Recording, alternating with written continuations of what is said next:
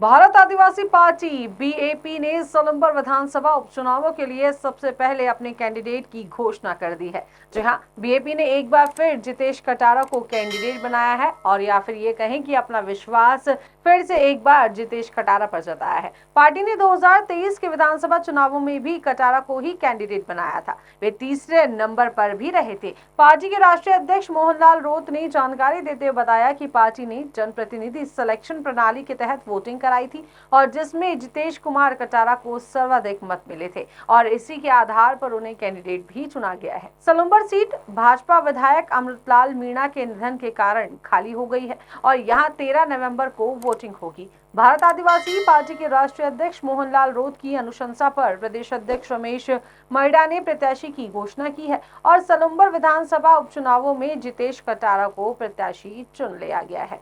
जितेश भारत आदिवासी party के सामाजिक wing के कार्यकर्ता हैं और पार्टी ने जब उन्हें 2023 में विधानसभा चुनावों में भी मैदान में उतारा था तब विधानसभा चुनाव में उस समय उन्हें 51,000 वोट मिले थे और तीसरे स्थान पर वो रहे थे।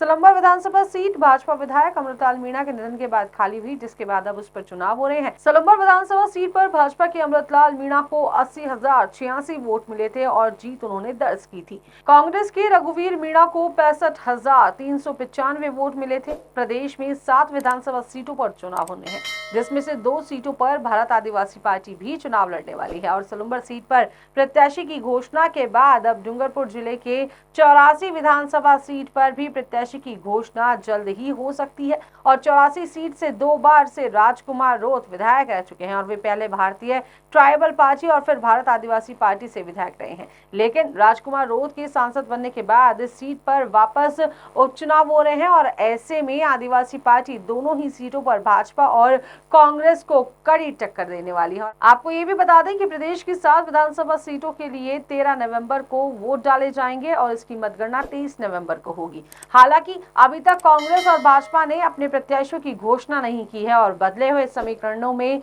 आदिवासी इलाके में भाजपा पहले से और ज्यादा मजबूत हुई है और ऐसे में इस सीट पर चुनौती और भी ज्यादा बढ़ गई है और बीजेपी को सहानुभूति फैक्टर से भी उम्मीद है।